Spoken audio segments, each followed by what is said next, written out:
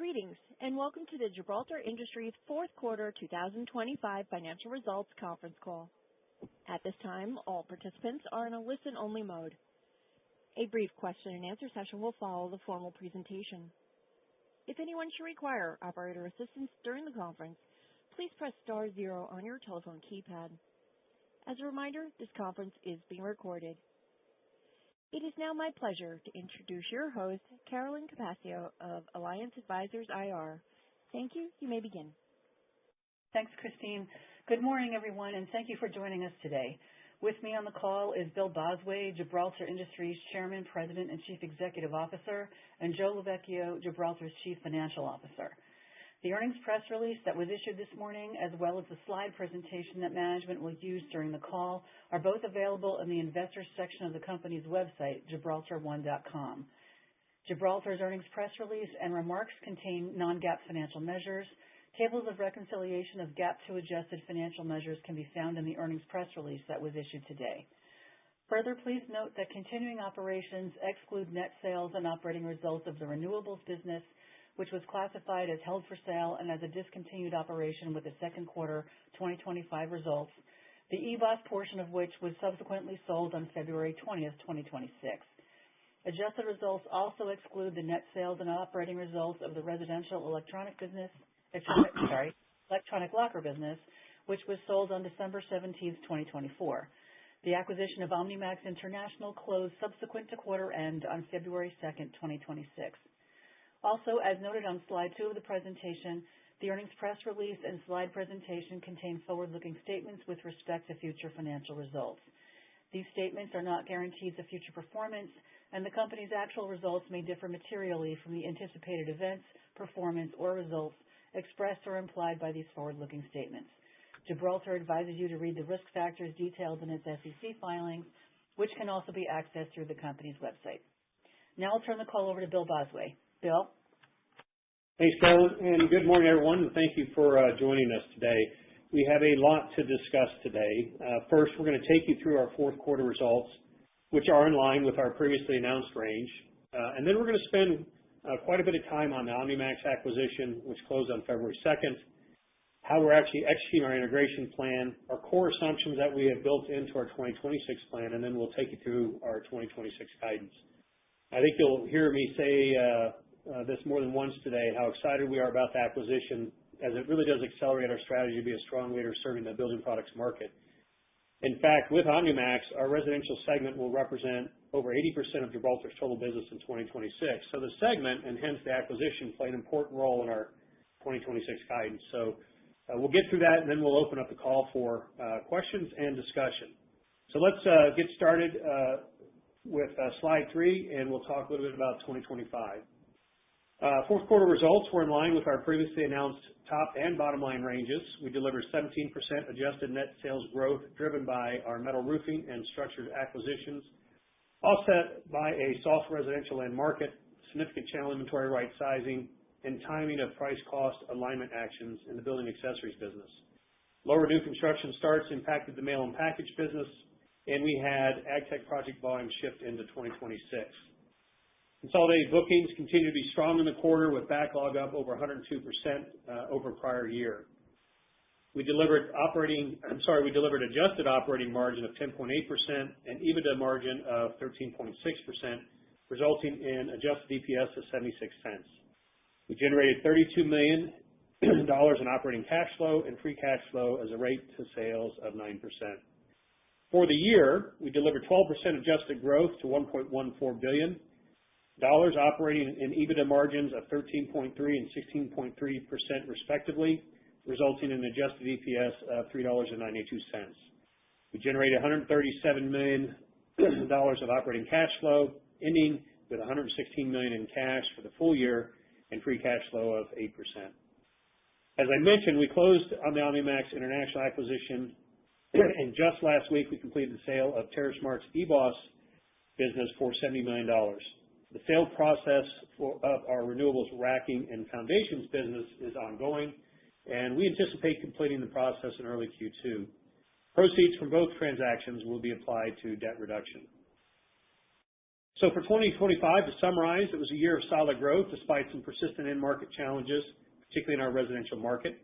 We remain focused on evolving our portfolio with investments in metal roofing and building accessories, as well as the recent divestiture of our renewables EBOS business.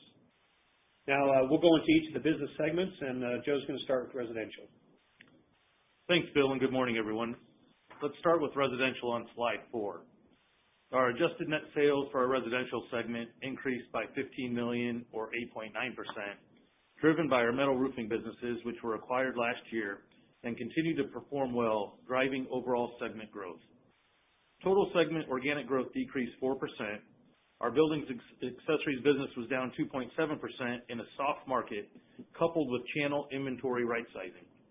And the mail and package business was down, driven by ongoing slowness in single and multifamily new construction starts.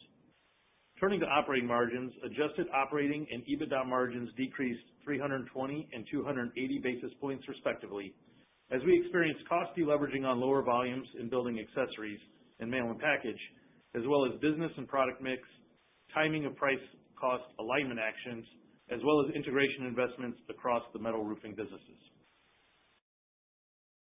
So if you will, I just want to give a quick update on the U.S. roofing market on slide 5. So if we can turn there, the residential market, including the roofing market, was softer than expected for the entire second half of 2025. And we experienced a further downshift during the fourth quarter. General affordability, interest rate levels, and I'd say the limited number of weather events relative to 2024 were the main headwinds during the year. As a result, we saw significant effort across our channels to further reduce inventory in the fourth quarter. To put things in perspective, our building accessories business posted 2.5% growth through the first 3 quarters of the year, but experienced down revenue of 2.7% in the fourth quarter. Although we're disappointed with our revenue in Q4, I believe we outperformed the market, whether measured against our shingle shipment data or retailer POS results. And as we move into 2026, I think affordability and interest rate headwinds remain. And although channel inventory seems to be better aligned with end demand, we expect customers to continue closely managing inventory and restock less than normal in the first quarter. As well, the snowstorm that hit in late January, early February that blanketed a very large portion of the U.S. has contributed to an inconsistent demand pattern so far in the first quarter. And we'll talk more about this when we discuss our 2026 guidance. One other point, just a brief comment on the recent IEEPA tariff ruling. We do not expect any incremental impact with the ruling, as steel and aluminum, our core commodities, are governed by Section 232 and 301 tariffs, which remain in place as is. But we'll continue to monitor the situation and respond to any changes going forward accordingly. Let's move on to AgTech. So turning to slide 6, AgTech net sales grew approximately $20 million or 46.6%, driven by the Lane Supply acquisition, which is performing as expected with solid demand. This continued strength offset an ongoing funding delay of a large produce project in the U.S., as we have previously discussed. Organic volume decreased, while total backlog at quarter end increased 239%, with organic backlog growing 187%. Adjusted operating margin decreased 12 percentage points due to lower volume in the quarter in the organic business and a prior year benefit of a past due customer payment of approximately $2 million. Adjusted EBITDA margin decreased 11 percentage points, as it excludes the impact of higher amortization resulting from the acquisition of Lane and its related intangible assets. Now let's cover infrastructure on slide 7. Infrastructure net sales grew $4.4 million or 24.3%. Backlog decreased 4%, driven by the timing of project awards, while quoting and bid activity remained strong. Expansion in both segment adjusted operating and EBITDA margin was driven by 80/20 initiatives, volume, mix, and the accelerating ramp-up of the new steel shape supplier. Now let's move to slide 8 to touch on our balance sheet and cash flow at year-end and wrap up fourth quarter reporting. At December 31st, we had cash on hand of approximately $116 million and $394 million available on our revolver. During the year, we generated $137 million in cash from operations and $91 million of free cash flow, or approximately 8% of sales. We did not repurchase shares in the fourth quarter. Our debt-free balance sheet and undrawn revolver at the end of the year put us in a strong position to finance and close the acquisition of OmniMax on February 2nd of this year. So now I'll turn the call back to Bill. So now we're going to turn our attention to talk about the integration of OmniMax and how it feeds into our 2026 guidance. So if we can go to slide 10, I just want to have a quick recap of the rationale for the acquisition of OmniMax. I said earlier we're excited to have OmniMax join us. If you think about it, it really helps further strengthen our leadership position in the building products market. And both us and OmniMax have really transformed our residential businesses over the last 5 years. And our brands and our product lines and our footprints are very complementary. I think in being able to join forces today accelerates our building product strategy by at least 2 years. Fundamentally, as the leader in our market, I think we're in a much better position today to help shape the future of the industry rather than have someone else shape it for us. And there really were 4 key tenets around that supporting the acquisition. Number one, OmniMax is a leading manufacturer of roofing accessories and rainwater management products, and they have great contractor-recognized brands and a very strong reputation for service and quality. OmniMax is strategically aligned with our core competencies and offers significant value creation with our residential business, and we'll talk about that a little bit later. It significantly enhances our scale in the residential segment and helps us collectively deepen our presence with customers and channels as well as across a number of geographies. OmniMax also brings a complementary footprint and product offering, which I'll share in just a bit, that puts us in a great position to serve more MSAs and also serve unique local, regional, and national requirements. And finally, the combination creates an attractive financial profile with a lot of synergy opportunity, both at the commercial and cost level, which we will also go into here shortly. So let's move to slide 11. And I just want to show our combined presence. In the U.S., we have between 80 and 85 million single-family homes, and we have another 40 million of multifamily residential units, and each one of these structures obviously has a roof. And we make the products which are integral to the roof. And they're designed with the intent of making sure your roof doesn't leak and also make sure you have the correct airflow when you're at it. Collectively, now that we're together, we now serve over 70% of the top 80 MSAs in the U.S. and have a unique footprint with capability to support local customer product and service requirements. Our collective footprints fill in geographic gaps for each other, and together with our complementary product lines, we really believe we're going to unlock new opportunities in existing channels at the local, regional, national level, and we're already starting to see that just 2.5, 3 weeks in. Now I want to dig into our approach and how we're integrating the business and how we're going to create value with the combined business. So let's turn to slide 12. And I'd say since February 2nd, which isn't that long ago, our leadership team has been really busy implementing foundational building blocks and finalizing the roadmap for 2026.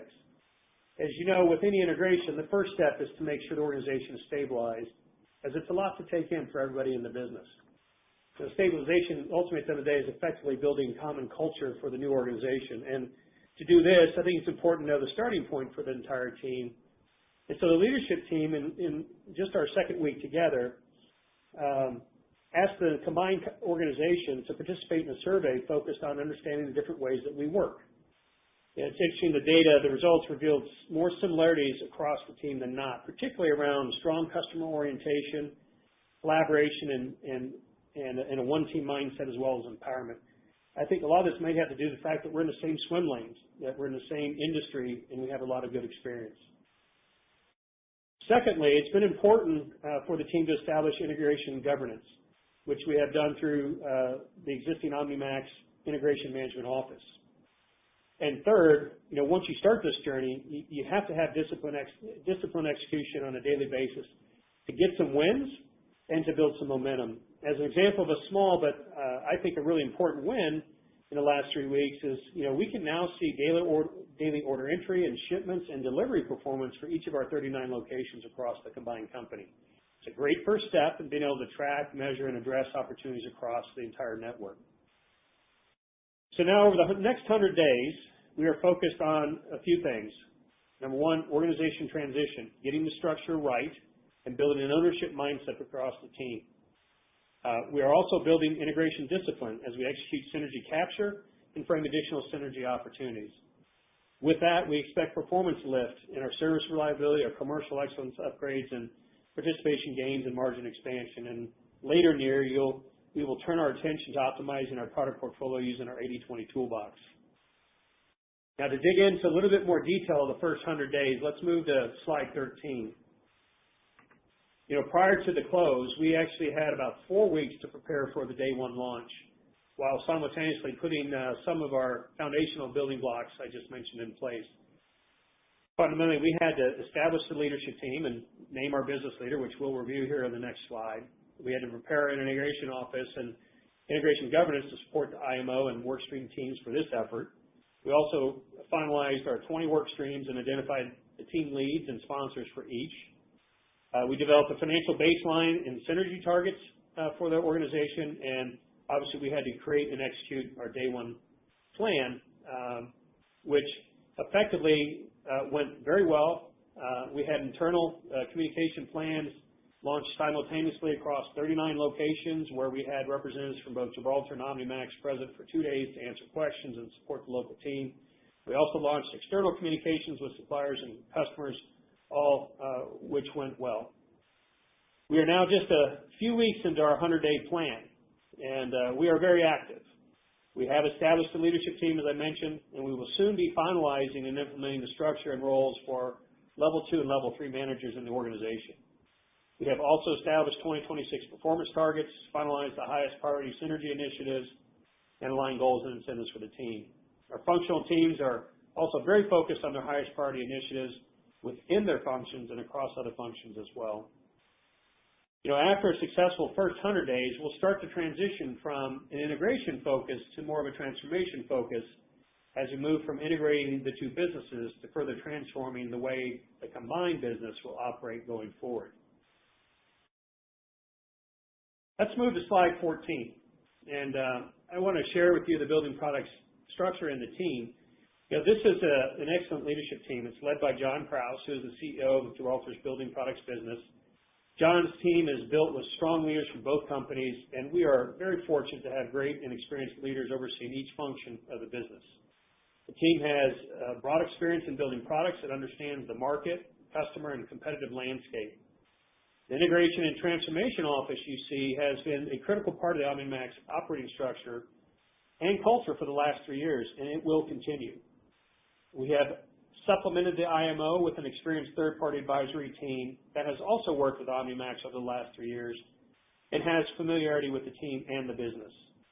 And finally, we are investing in product innovation by adding a leadership position, which we will hire from outside the organization. New product development, optimizing our product portfolio, and driving 80/20 initiatives are important for our business, and this new position is going to help drive much of that. Now I want to switch gears and turn to slide 15 and drill into a little bit more detail of how we're actually integrating the companies, and I think this is important for everyone to understand. First thing I want to say, though, is I do want to recognize our IMO and our integration planning teams, as well as the leaders and sponsors that are driving them. And I know many of them are listening to the call, so I do want to say thank you to everyone for your leadership and tenacity in this process. I know it's hard work, takes a lot of time, and I appreciate this group of leaders being the hub of the integration wheel, and I know all our teams do as well. But I want to start first with why a centralized IMO is so important to integration success. And because every organization faces some set of challenges with integration. Typically, it's things like enabling teams to own plans and execute beginning day one. It's doing it all in a way that preserves the best of both companies' businesses as well as the teams and cultures. And then, working with enough speed and practicality to achieve necessary targets and making sure that we're following through and not letting things fall through the cracks, and making sure that we track implementation of everything we're doing day in, day out. It's important an IMO creates clear guidelines and has authority to keep the organization aligned with the strategy, to set the company up for success, but also to manage change management and communication plans that keep everyone informed about how things are progressing each and every day. So OmniMax created an IMO 3 years ago, and we're going to continue to leverage its success and build on it as well. This team is made up of 5 full-time resources, and frankly, all very talented and high-potential individuals. Really excited with the group, just tremendous. And 2 of which have recently joined the group from the Gibraltar Building Accessories leadership team. And both of these folks have good backgrounds in operations, sales, product management, integration. So a very strong team. Our IMO oversees and works with 15 functional integration planning teams we call IPTs. These teams have sponsors and leaders which are responsible for developing work plans around the top integration priorities for their respective functions. The functional IPTs also have support from the third-party advisory team, which often helps with things like integration processes, scheduling, resource management, and oftentimes data analytics. The IMO and the IPTs meet daily and weekly to review progress and make sure we stay on track. And the IMO is also responsible for managing 4 sub-teams focused on communications, culture, organization, and talent, and then synergies. As well, the IMO is governed by the steering committee, which is comprised of my corporate team, my leadership team, John Krause and his leadership team, the IMO itself, and the third-party advisory team. You know, our committee work meets weekly and or biweekly. We review progress, and we really try to address as many existing or potential hurdles or roadblocks for the teams. I'd say overall the IMO is working very well in bringing the necessary rigor and process and governance and operating discipline required to make this integration successful. So with that, now let's turn to slide 16. I want to talk about our 2026 synergies. Again, as a reminder, you know, being at this now for 2.5 weeks, 3 weeks, we came into 26 with an original plan for synergies of $20 million, which were really focused on cost synergies alone, generated through 80/20 initiatives, SG&A initiatives, logistics initiatives, and supply chain initiatives. Our current plan is actually improved, and we expect to execute $24 million, which will include both cost and commercial synergies. And our commercial synergies mainly involve executing cross-selling, which will happen a little bit sooner than we originally anticipated. So that's really good news. Also, we have moved our logistics initiatives to start in 27 versus 26, given the work needed to be completed prior to starting execution. Effectively, this effort is tied to our 80/20 product and SKU harmonization initiative, which will make it easier to optimize logistics and shipping from each facility in the future.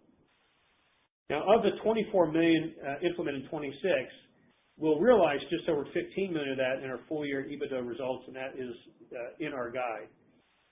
And we'll carry over the remaining $9 million into 2027. Now, the difference in the run rate implementation of $24 million and the realized synergies of $15 million is just simply implementation timing. So I'll give you an example. You know, with our supply chain initiatives, negotiated savings we have will be realized when existing supplier contracts are up for renewal, and many of those happen to turn over later in the year. So there's been a lot of great work over the last 3 weeks on our synergies, and frankly, it's exciting to see we're finding more opportunities, and I suspect and expect our teams will find even more over the next 100 days. Now with that, I'm going to turn it back over to Joe and take you through the financing of the transaction. So let's move to slide 17 to review financing for the OmniMax transaction. We entered into 2 new equal-sized senior secured term loan facilities in an aggregate principal amount of $1.3 billion and a new upsized $500 million revolving credit facility, and used the proceeds from the financing together with cash on hand to fund the acquisition and pay related transaction fees and expenses. We received ratings from the agencies of Ba3 and BB-, and our key covenants include a total net leverage ratio of 5.25, which steps down to 4.25 over time, and a minimum interest coverage ratio of 3-to-1, both of which we feel very comfortable with. This flexible debt structure also facilitates an efficient debt paydown. So then moving to slide 18, I kind of want to go through our deleveraging roadmap here. So our priority and focus is to deleverage as quickly as possible. The drivers of our plan are shown on the left side of this slide. In year 1, we expect strong EBITDA margin percent and synergy realization. We are beginning to execute our working capital optimization opportunities and expect to start utilizing our cash tax benefits. We planned capital expenditures of 2 to 3% of sales, interest payments on our debt, and special charges related to acquisition, transaction, integration, and restructuring related costs, with all of these assumptions driving our free cash flow guidance of approximately 8% of sales this year.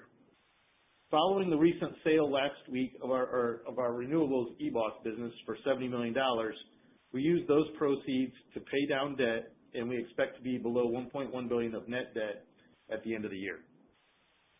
In year two, we expect similar drivers, including the realization of additional synergies as well as interest payments at a lower amount as our debt level is reduced.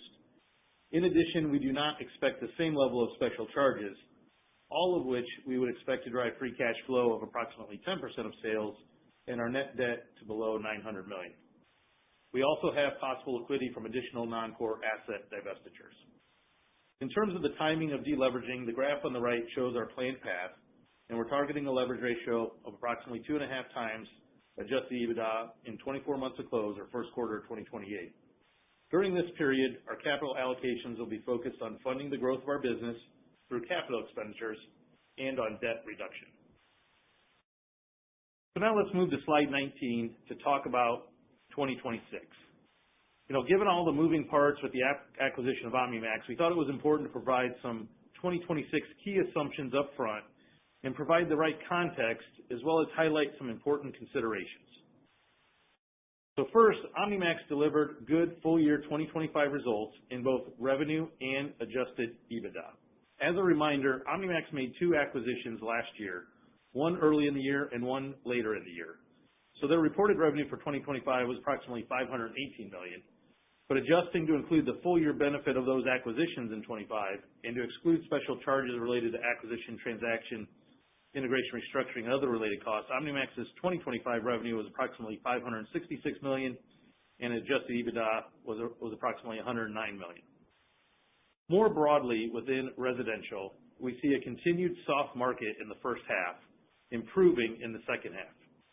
In ag tech, we have removed the Arizona project from our plan and will continue to monitor the funding status accordingly. And within infrastructure, engineering backlog and quoting activity remains strong. So as we think about Q1 earnings, there are a few things to keep in mind. Given the continued soft market, plus only realizing 2 months of OmniMax results based on the closing date, the ramp-up of synergies later in the year, and the impact of interest expense of the initial elevated debt balance, we would expect less than 20% of our adjusted EPS in Q1. From a GAAP EPS perspective, we would expect approximately 2/3 of the special charges to occur in Q1 as most relate to the closing of the transaction. Now, in regards to free cash flow, given the lower Q1 earnings profile, the initial cash outlays for expenses related to the closing of the acquisition in February, and the fact that synergies and working capital optimization benefits are expected to ramp throughout the year, we would expect limited free cash flow generation in Q1 with a ramp up throughout the rest of the year. Overall, we feel really good about our plan to deliver double-digit operating cash flow as a percentage of sales and free cash flow of 8% of sales for the year. Lastly, some additional assumptions to highlight. With the combined company, we expect depreciation, amortization, and stock comp expense to be approximately $90 million for the year, which currently includes an approximately $40 million annual estimate for non-cash amortization related to intangibles due to the OmniMax acquisition.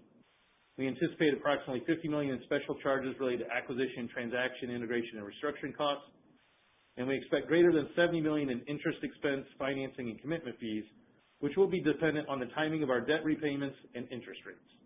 And lastly, we are assuming a 26% tax rate.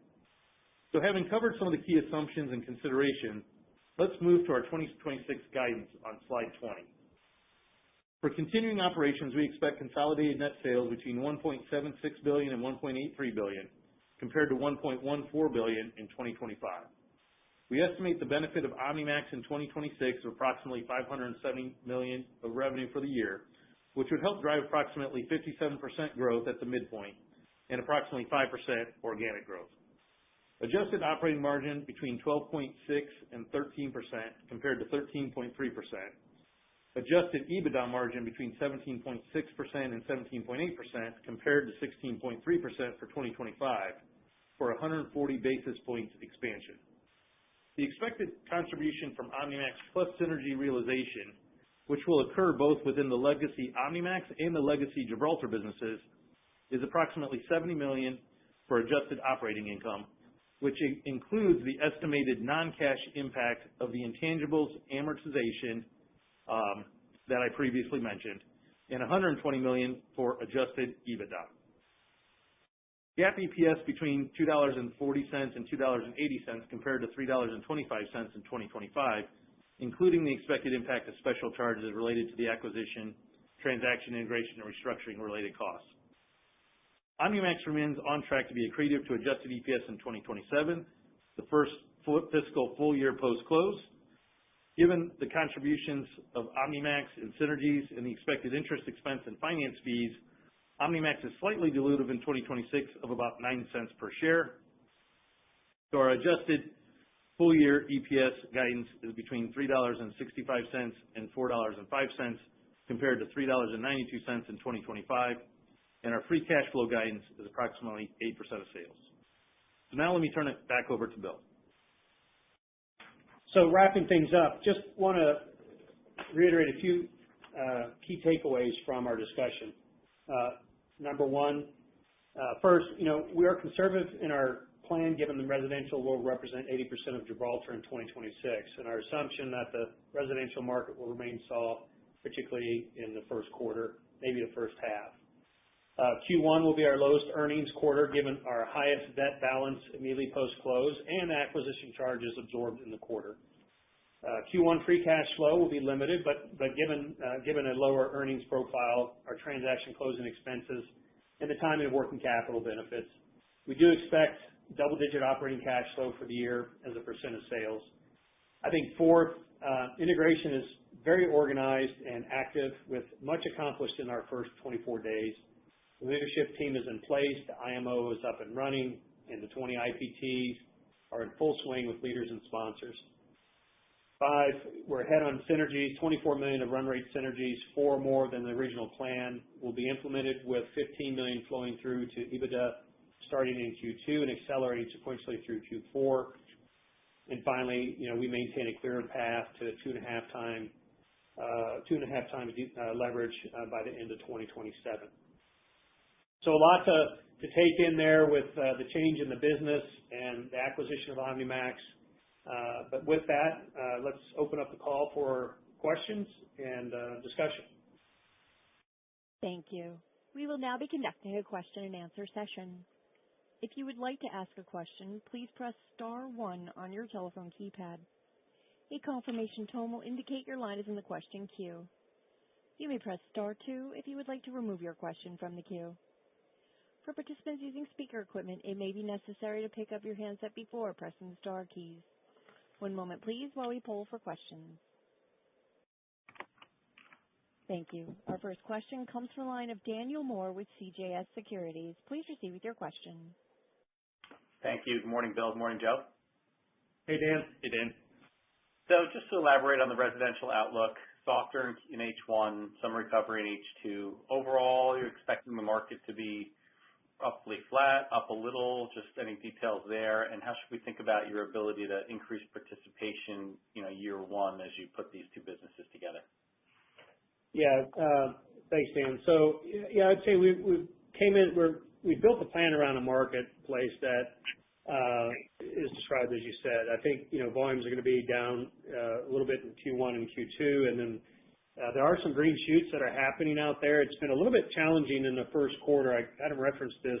We don't like to talk about weather as an excuse, so I'm not suggesting that. But we saw order patterns in the first 60 days swing wildly because of that snowstorm that blanketed such a large portion of the U.S. I think NOAA had said at one point that 25 or between 25 and 30% of the rooftops in the U.S. were covered with snow. The point there isn't that we couldn't get people to work. The point there is contractors couldn't get on the roof. So we saw big swings with order entry in a 2 or 3 week period. So it's been a little bit challenging to try to get a consistent demand cadence. But I would suggest that coming out of Q4, which was pretty big of a downshift, we think Q1's also going to be a little bit soft. Not because there's more inventory coming out. There's probably just less restocking going into the channel as we get closer to the start of the season, which, as you know, really starts in earnest in March. I think we'll get a better idea how things evolve in the next few weeks. But so we've been conservative with our assumption of how that volume is going to pick up as we go through Q1 and into Q2. From a participation gains perspective, I mentioned earlier that some of our commercial synergies that are coming earlier than we thought, part of that is associated with what you just suggested. And so, yes, cross-selling as a synergy is great, but it often means, in this case, it's participation gains. So we'll start to see that flow into the year as well. And I used some examples earlier prior to this call where we have product lines from both businesses that now are accessible for different parts of the country that weren't before. So you'll see some of that start to kick in a little bit sooner than we originally anticipated, which is good news. We have a number of initiatives to drive that this year, and that's where the participation gains will come. So that's how we're setting up. And the last thing I'd say, sorry for the long answer, but with a soft market, I'm probably even more grateful now that you have the two leaders coming together to be able to do some things that you maybe not be able to do on your own. And being in a soft market, that gives us even a better shot to drive more participation as we go through the year. So that's how we see things evolving from an end market perspective. Helpful. Joe, as it relates to the cadence, really appreciate the color. Adjusted earnings less than 20% in Q1. How are you thinking about kind of H1 versus H2 on that same metric, this year relative to what would be a more normal or balanced year? Yeah, so we wouldn't expect to see as much of that difference from Q1. We wouldn't expect to see as much of that difference in Q2, but some difference is probably the way I would characterize it. Again, as we talked about kind of that softer market in H1, and so then you'll have basically the balance of that more in the second half, probably ramping up through Q3 and Q4 is probably the way to think about that. Okay. And one more, I'll jump back in queue, but the decision to split the sale of renewables, and just how did you think about fair value for the EBOS business and, perhaps more importantly, the remaining racking business, just by magnitude, obviously a lot bigger, but lower margin. How should we think about kind of, what fair value could look like for that piece? Yeah, Dan, let me start with, people were asking us why we didn't close when we thought we originally closed, and part of the answer to that, which we at the time really couldn't talk much about openly, is you have two different companies that are buying these pieces for different reasons. The strategic fits for them, are different. And so that's kind of, item number one. That's what delayed us getting this done for an EBOS business where it is. So, but I'd also say that EBOS is more oriented towards the utility space than our racking and foundation business, which is more DG space.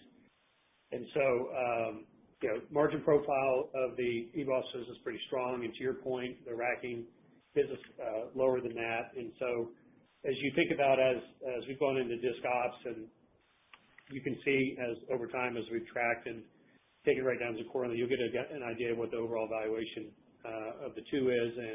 And as we get closer to closing the deal, we'll have a better feel for where we're going to land. But that's how I would think about this going forward.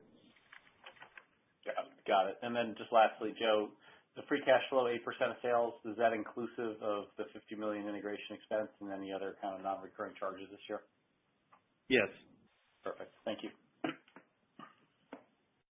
Our next question comes from the line of Walt Liptak with Seaport Global. Please proceed with your question. Hi, thanks. Good morning, guys. Morning, Walt. Morning, Walt. Hey, I want, congratulations on the finding of, or the extra synergies, the $24 million. That's positive. I wonder if you could talk about that a little bit. And, secondly, more kind of holistically, I think part of the, confidence that a lot of investors have in the integration of these two businesses is the 80/20 process. So it was good that that was front and center. And I'm wondering why, or if or why you wouldn't bring that forward a little bit more? Because you had a comment in there that you're waiting until the fourth quarter to do the data analysis, but it sounds like you're doing some 80/20 now. Wouldn't 80/20 kind of, starting as you want to proceed, make the integration less risky and maybe, frankly, a little bit more fun, because of the simplicity and the disciplines around the 80/20 process? Yeah, good point, Walt. So, we do have 80/20 synergies in the plan, and probably a little more than originally thought. My comment about the specific logistics work that we're embarking on, it is going to be more 80/20 based, but it's going to take some time, because what you have effectively is we need to go through, and what we're learning now that the work stream is working on this is, first step is we need to harmonize around product and SKUs, which are being produced across 39 different locations. So getting that data first and foremost is a first step, but the harmonization of that's just not simply harmonizing the data. It's actually making some engineering changes. It's getting specs more commonized and a host of other things. That's the heavy lifting. It's going to take a little more time than we originally planned for the logistics savings. So I think now we're just getting a better feel for what it means to get that done. It doesn't mean that the work's not in flight. It just means the timing of the savings is coming later because the magnitude of what we're realizing we need to be done. So it is fundamentally around the 80/20 backbone of how you get started, right? It's first and foremost, you got to gather the data. We're doing it across a much larger footprint with a lot of SKUs that we now then need to do some harmonization, get them on the same system. And once you do the harmonization, a lot of that's engineering work that has to be done. That makes it much easier for us then to think about how to optimize shipping of each of these remaining SKUs. You're talking about a lot of them from 39 different locations across the country to all our customers. So I don't want to get the impression that we're not willing to pull it forward. It's a bigger squeeze to get the juice relative to the work that has to be done. Secondly, we found some other things, whether it be 80/20, SG&A, supply chain, et cetera, that we pulled forward because we can get those done quicker as well. So, there's only so much that capacity we have. We're trying to get as much as we can, as quick as we can, but the foundational things are in play, and those are the types of things that we're working to get specifically to the logistics synergy that we're pushing into 2027. So it's not an issue of wanting to do it earlier, but the timing of that is more related to as I described. Okay, makes sense. And just switching gears to that market outlook question that was asked just now, because there are differences between OmniMax and the Gibraltar residential businesses.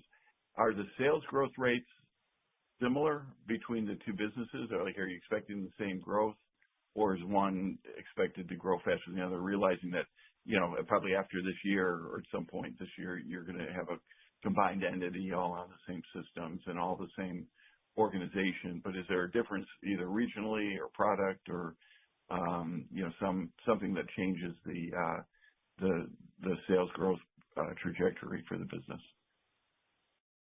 Well, I think in total, the way that we look at it, I mentioned earlier in the call that we now have the ability to see what's happening with order entry, shipments, and actual service delivery for every location now. And so that's a good first step. And my point there is we'll get a better idea of how the regional markets are evolving during the course of the year. But I wouldn't characterize a plan where one is growing faster than the other. We don't think of it that way now. I mean, we're quickly moving to, we have 39 locations blanketing the U.S. market and all these different MSAs. And so it comes down to every one of those regions, markets, and MSAs and how we're doing in that. But it's not a Gibraltar versus OmniMax thing, if that makes any sense. We have so many complementary product lines, and we same with our footprint and so forth, that we're kind of moving away from that thought process. Now, will we be able to say at the end of the year, this is what we did organically in both businesses? Sure. we can go back in and do the math. But our combined teams don't think that way, or not thinking that way going forward. It's about customers in any channel across any part of the U.S. and how we're driving our business with them and how do we utilize all our things at our disposal to make that happen. And we don't really care if it's, quote, a Gibraltar or OmniMax product or facility or otherwise that's serving that customer. What you're going to see more of is customers being served from both. And it's going to get a little bit blurry over time. And that's what you want to have happen as you get into next year in particular in terms of how we serve customers and grow the business. So I don't think the businesses are going to grow at a different rate. I think that's more of a market question and how well we're positioned in each region where we're operating. Okay, great. And then the last one for me, for Joe, I might have missed it, but did you have a debt ratio for what the first quarter, LTM debt ratio will be? No, I didn't have that in there, but basically, as we closed on the eBOS sale, we used those proceeds to pay down the debt. So at that point in time, we were probably sitting at, if you take a TPM reported, we were probably sitting around 4.1. Okay, great. Okay, thank you. As a reminder, if you would like to ask a question, press star 1 on your telephone keypad. Our next question comes from the line of Julio Romero with Sidoti. Please proceed with your question. Good morning, Bill. Good morning, Joe. This is Justin on for Julio. Hey, Justin. How are you, bud? Doing well. So maybe Good. Starting on OmniMax, with the geographic overlap in the Pacific Northwest between legacy Gibraltar and OmniMax, is this a key area where you see commercial synergy opportunities? Well, actually, Justin, we see it in a number of areas, but yeah, that's one area. We also see it in the Northeast, and we see it in parts of Texas. And so Kurt Stinson, who runs the overall commercial group, and his team, which is frankly awesome, is going through that now. So, what we thought going into prior to close is what could be the commercial synergies. We didn't talk a lot about them because it's one of those things, once you get in it, we couldn't talk pre-close about customers. We couldn't talk about what we're doing specifically with any customers, et cetera. And now that we're opening that up and have an opportunity to do that, we're finding, I'd say, a number of product lines and geographies where we're going to be driving some of the cross-selling and commercial synergies. Frankly, I was pretty excited to see what the team's come up with the last 3 or 4 weeks and what they're already working on. But it's not in one location, I would say. I think it's more broad spread than that. I would tell you a little bit more detail about it, but I don't want to give our competition any insight as to what we may or may not be doing here in the relatively near term. But I think of it much broader than a particular region. Great, thanks. And I appreciate all the color on the OmniMax integration.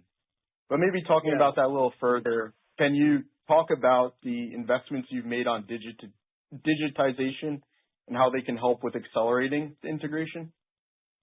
Yeah, so again, another work stream that is in flight. So there's a couple elements of this.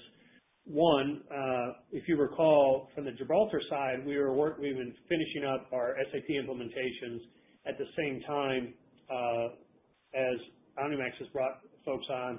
They've been doing Oracle implementation. So think of that in a broad ERP kind of perspective.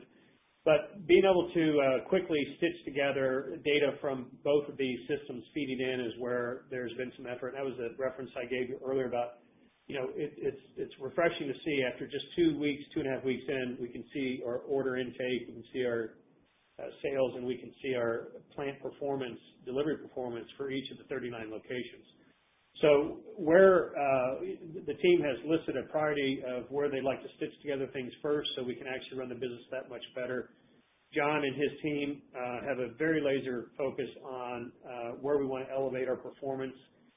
When you go into these things, first and foremost, you assume everybody is operating perfectly, and that's just not the case. We both have opportunities to get better as individual businesses, and collectively now, getting that performance lift that I referenced earlier is a lot of what John and team are focused on now. Part of that is just getting some of that common data stitched together now so we can start having those discussions about how we improve service delivery, how our sales are flowing in, where Kurt and team are focusing on the next commercial opportunity, and so on and so forth. So our immediate focus is there, and then as we move into the year, you'll see a broader effort on what's next. But that's what I would say is the immediate focus for the combined IT organization. On top of that, I'd say one other thing. We want to make sure that in the process of doing this, you don't have any disruption, right? So no cyber events. You want to make sure our systems are reliable and up and running. So there's if you look at these different work streams, it's what do you stitch together now so we can improve operating performance and have visibility across the entire network sooner than later. And then what are the core foundational things you want to make sure stay intact, and how do we make sure that we have all those supporting processes working well? Little things I don't bore you with, but I'll just give you some examples. Getting everybody on Teams. So we can effectively have Teams meetings across two organizations versus one is a good example. Getting everyone on a common email system. So a lot of, I'll call day-to-day tactical stuff really important to stitching the organization together, as well as pulling some data together soon in a short time period so we can actually see the business and run the business. And that's what John and team have really been spending a lot of time on as well. So again, each one of these 20 work streams have a very focused plan that they have put together, that they've submitted, that they're tracking day in, day out. IT is no different, but there's a lot of opportunity there. And I do think over time, as we get our feet on the ground, we will accelerate even more there. So there's a nice roadmap on the IT side, but I'd say what we're doing now is a little stitching and making sure that the foundation stays strong and we don't have any disruptions to the business, serving customers or otherwise. Great. Thanks for the color there. I'll turn it back. Our next question is a follow-up from Daniel Moore with CJS. Please proceed with your question. Yes, just touching base on ag tech. I guess any color on the Arizona project? Obviously, kind of took that out of backlog, number one. Number two, what's the range of growth and margin profile embedded in your guide, and when would you expect to get back toward a more kind of longer-term mid-teens margin goals in that business?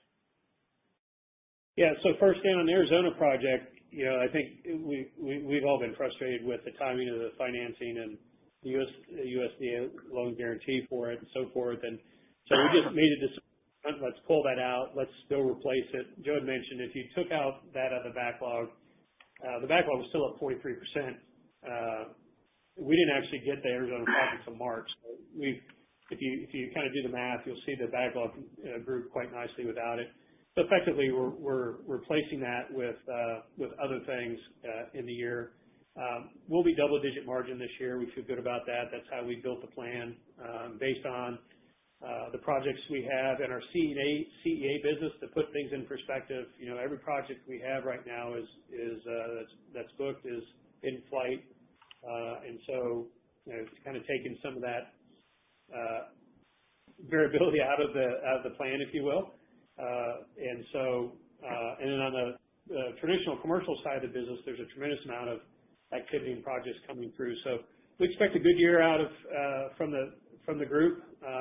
We said it would make sense to pull out Arizona. We'll replace that with other things. We've done a pretty good job of doing that as we've built the plan for this year. So, and I think the margin profile will improve this year, and that's how we've built the plan as well. And we'll be double-digit margin in that business. All right. For the year. Thank you. Appreciate it. Yep. We have no further questions at this time. Mr. Bosway, I'd like to turn the floor back over to you for closing comments. Yeah, thank you. Just to reiterate, this is a time where I know it's tough to understand the business because of the acquisition, the major transformation, and trying to compare that to history and so forth. But we hopefully people appreciate the transparency, understanding more of the assumptions, how the plan is built, and that helps you with modeling and having a better idea of where we're going. Super excited about the start the last 2.5 weeks. Really excited about the team that's in place, our leadership. And so looking forward to that. We are In March, we're going to be at the Roth 38th Annual Conference, and we're also going to be participating in the Sidoti Small Cap Conference, so pretty active in March. And we're really looking forward to updating you again at the end of the first quarter. So thanks again for joining us, and as well as your support, and have a good rest of the week. Ladies and gentlemen, this does conclude today's teleconference. You may disconnect your lines at this time. Thank you for your participation, and have a wonderful day.